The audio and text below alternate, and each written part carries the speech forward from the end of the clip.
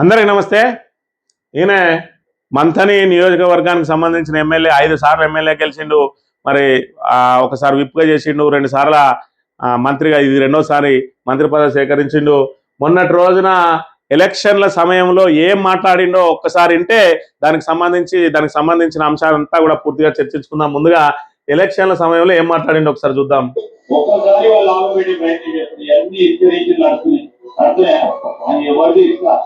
మీ తాత ముత్తాతలు మీరియని దాన్ని దోసుకోవద్దు. వద్దులో లేదా తిరిగి ఆ సొమ్ము మళ్ళా తీసుకొచ్చే ప్రయత్నం చేస్తాం. 30వ తారీఖు మీ సొమ్ము మీరు తీసుకోవాలి. తీసుకొని ఏం చేస్తారు ఆయన చెప్పింది ఏంది? ఈ చుట్టూ ఇసుక దోసుకపోతా ఉన్నారు, మొత్తం ఇదంతా మీ తాత ముత్తాతల వనరులు దోసుకపోతా ఉన్నారు. మేము తిరిగి 30వ తారీఖున మళ్ళీ మీ అందరికి తీసుకొస్తారట. ఆయన ఏం మాట్లాడుతాడో ఆయనకు కూడా అర్థం కాదు. మరి అవన్నిటిని తీసుకొచ్చి మీకు అప్పచెప్తారట. ఏం అప్పచెప్తావు, ఎట్లా అప్పచెప్తావు, అసలు ఏంటిది, నువ్వు మాట్లాడింది ఏంది, వాళ్ళు సపోర్ట్లు కొట్టింది ఏందో ఒక్కసారి ఆలోచన చేసుకోవాలి. ఏం తీసుకొచ్చి ఏం అప్పచెప్తాడు, అదేంటిది అన్న వస్తువా తీసుకుపోయి మళ్ళీ తీసుకొచ్చి మళ్ళీ రిటర్న్ పట్టుకున్నాను.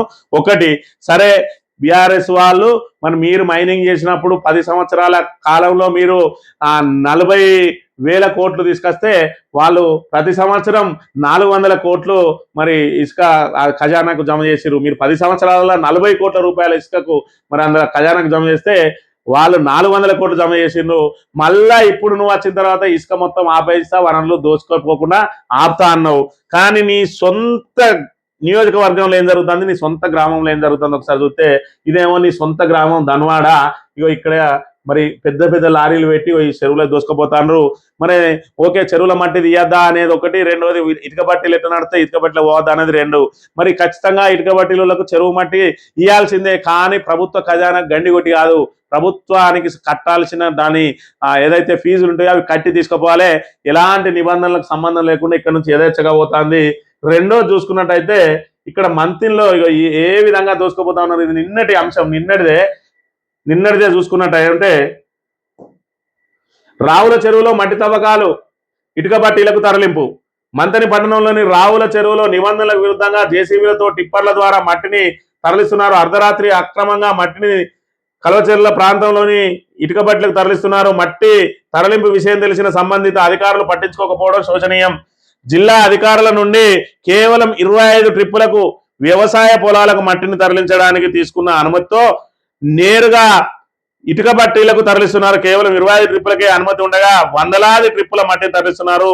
ప్రభుత్వ నిబంధనల ప్రకారం ఉదయం నుండి సాయంత్రం లోపు మట్టి తవ్వకాలు జరపాల్సి ఉండగా రాత్రి నుండి తెల్లవారుజాము వరకు ఈ జరుగుతూ ఉన్నాయి. రావుల చెరువు మంతని ఏదైతే పట్టణంలా మరి ఇక్కడ చూస్తే ఏ విధంగా అక్రమ తవ్వకాలు జరుగుతున్నాయి అనేది ఇక మన కళ్ళకు గట్టినట్టు కనబడతా ఉన్నది. ఇక లారీల వ్యవస్థ చూడు, ఈ రావుల చెరువును ఏ విధంగా దోసుకుపోతానో చూడు.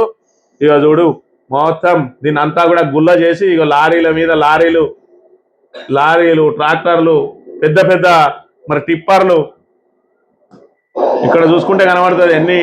ఎన్ని వందల లారీలు ఉన్నాయి అనేది కూడా ఇక్కడ చూస్తూ ఉంటే కనబడతా ఉంటది. మరి ఈ రకంగా దోపిడీకి పాల్పడుతున్నటువంటి మంత్రి మరి మంత్రిలో మైనింగ్ మాఫియాకు తెరలేపి మరి ఈయనేమో చెప్పేటి శ్రీరంగ నీతులు సొచ్చేటి ఏమో మరి మూల గుడిసెలు అన్నట్టు ఇక్కడ చూసుకుంటే మరి ఆ రోజున ఏం చెప్పిండు, ఖచ్చితంగా ఇది చూసుకుంటే అక్కడ అలా సొంతూరులో జరుగుతున్న అంశం ఇది. మరి 30వ తేదీన అన్ని రిటర్న్ తెచ్చిస్తా అన్నాడు. మరి అలా వందల కొద్ది లారీలు ఏదైతే 25 లారీలకు తీసుకున్నారట, మరి వందలాది లారీలను ఆ రావుల చెరువు మట్టిని దోస్తూనే ఉన్నారు. నీ ధన్వాడ మట్టినే దోస్తా ఉన్నారు, రావుల చెరువుని ఎవరు అడిగిండు?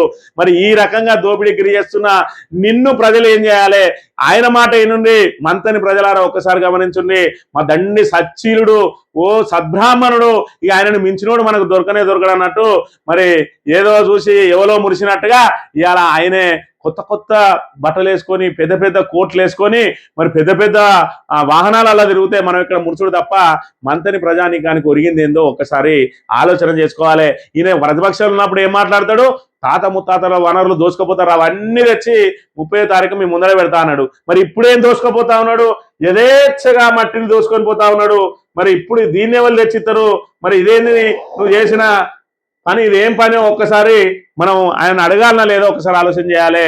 మరి ఆ రోజున ఇసుక ఏదైతే బాజాప్తా వేబిల్లుల ద్వారా పోతున్న ఇసుకంతా దోసుకపోతానన్న వ్యక్తి ఇవాళ ఎలాంటి వేబిల్లులు లేవు, 25కి గట్టి మరి వేల కొద్ది ట్రిప్పులు పట్టుకపోతా ఉన్నా మరి ఈయనను రేపు రాబోయే రోజులలో ఏం చేయాలో ప్రజానికం ఆలోచన చేయాలి. ఆయనే చెప్పిండు కదా, ఈ వనరులను దోసుకుపోతున్న వాళ్ళకు బుద్ధి చెప్పురని. మనం ఈయనకు బుద్ధి చెప్పాలనా లేదా మరి మీరే నిర్ణయించుకోవాలి. ఇవాళ ఆయన మాటలు ఏ విధంగా ఉన్నాయి, చేతులు ఏ విధంగా ఉన్నాయి, ప్రతిపక్షంలో ఉంటే ఏ విధంగా ఉంటుంది, అధికార పక్షంలో ఉంటే ఏ విధంగా ఉంటుంది. ప్రతిపక్షంలో ఉన్న రోజు దళితులు ఎవరు చచ్చిపోయినా కూడా దానికి అంతటికి పుట్టమదే కారణం అంటాడు. ఈయన అధికార పక్షంలోకి వచ్చినాక దళితులు ఏమైనా చచ్చిపోతే ఈయనకు సంబంధం ఉండదు, మట్టి ఎవరైనా ఎత్తుకపోతే ఈయనకు సంబంధం ఉండదు.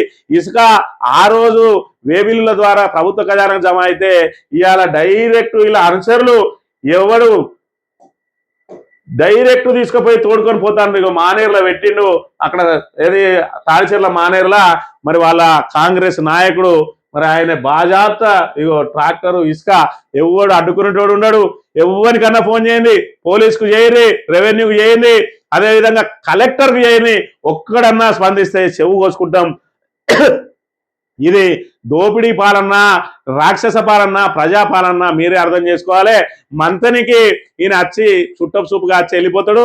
ఆయన అధికారులందరికీ చెప్తారు, మా వాళ్ళు దోసుకుంటారు పోయి మీరు నోరు మూసుకోండి అని చెప్పి మరి యథేచ్ఛగా దోసుకొని పోతున్నారు. దానికి ఎవరు బాధ్యత వహించాలి దీనికి అనే విషయాన్ని ఒకసారి ఎంత పెద్ద పెద్ద మిషన్లు పెట్టి ఇంత పెద్ద చెరువును ఎట్లా దోసుకుపోతా ఉన్నారో ఒక్కసారి ఆలోచన చేయాలి. దోపిడీదారులకు బుద్ధి చెప్పాల్సిన బాధ్యత మీదే. రెండోది దోపిడీదారులు ఎవరనేది కళ్ళకు కట్టినట్టు కనబడతా ఉన్నది. ఎందుకంటే ఆయన సొంత గ్రామంలోనే దోపిడీకి గురైతా ఉన్నా కూడా పట్టించుకోవడం లేదు. రావుల చెరువు, మట్టి, ఇసుక దోపిడీకి కాదేది అనర్హం అని చెప్పి శ్రీధర్ బాబు కనుసన్నలలో మరి ఇక్కడ మైనింగ్ మాఫియా నడుస్తా ఉన్నది, దోపిడీ నడుస్తా ఉన్నది. మీరు కూడా ఏదో రేపు ఏళ్ళుండో లేవు కానీ ఈ విషయాలన్నీ గుర్తుపెట్టుకోవాలి. మరి ఎలక్షన్లు 2028లో లేకపోతే 2029లో వస్తాయి. వచ్చినప్పుడు దేనికెత్తరు ఓటు, దేనికెత్తరు ఆయన అడిగినట్టే దేనికెత్తరు వేసి ఖచ్చితంగా ఇవేవి రిటర్న్ రావు. కానీ ఈ దోపిడీకి పాల్పడడానికి అండగా నిలిచిన ఈ దుద్దిల శ్రీధర్కు మాత్రం మంతని ప్రజలు బుద్ధి చెప్పాలని చెప్పి మీ అందరికీ విజ్ఞప్తి చేస్తా ఉన్నాం.